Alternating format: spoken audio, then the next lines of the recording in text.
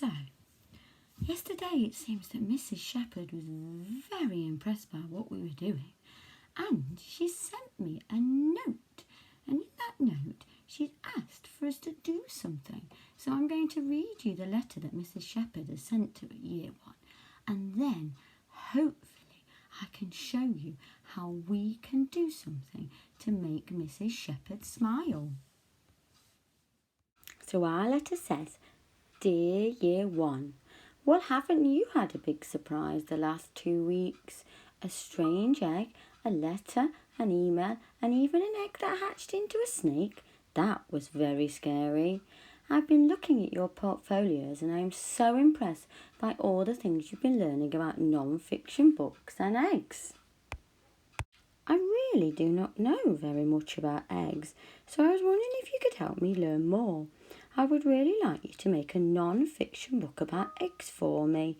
I cannot wait to read all the information you have learnt. Yours excitedly, Mrs. Shepherd. So Mrs. Shepherd would like to learn about all those things we know about eggs. What a strange thing.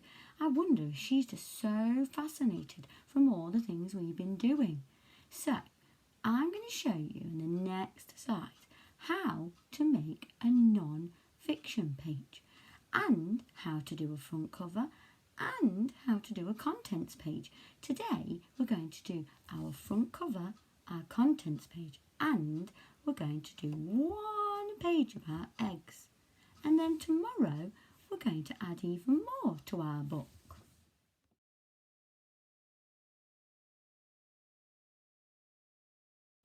So, first, on our front cover we need a title. I have chosen the title Animal Eggs. I've used bubble writing just to make it look a little bit more interesting.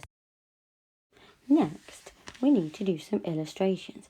I've done my best to do illustrations about the eggs that we've been learning about in our information.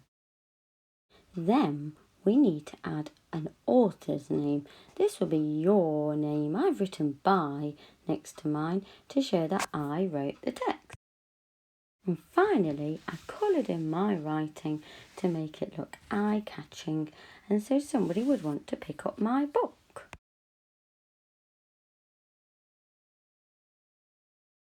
So first, I took my paper and I wrote a title at the top. My title says Contents. Then I wrote down the name of my first animal. We're going to start with crocodile today, so I put crocodile first. You can see next to crocodile I've written a number 2 because the contents page will be my first page in my book. So I'm starting my numbers from number 2. Next, I've written the names of the other animals that we were looking at the eggs of. I've made sure I put each animal on its own line because next to that I will need to add a number. I've then added numbers in order. Because I had 2 for crocodile, I've just gone 3, 4, 5, 6, 7 to show the pages that I will put the animals on.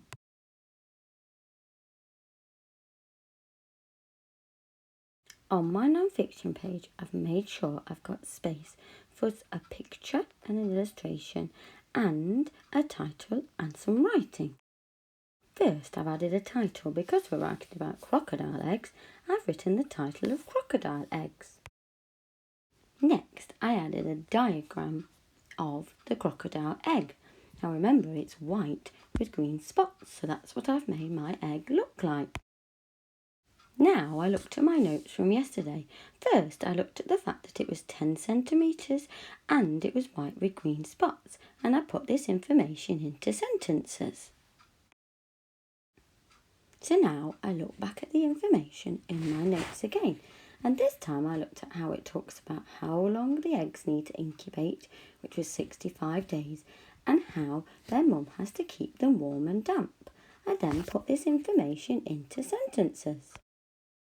So I looked back at my notes, and the last piece of information I had was about what the young of a crocodile was called, which was called a hatchling. So I added this as my last sentence on my non-fiction page.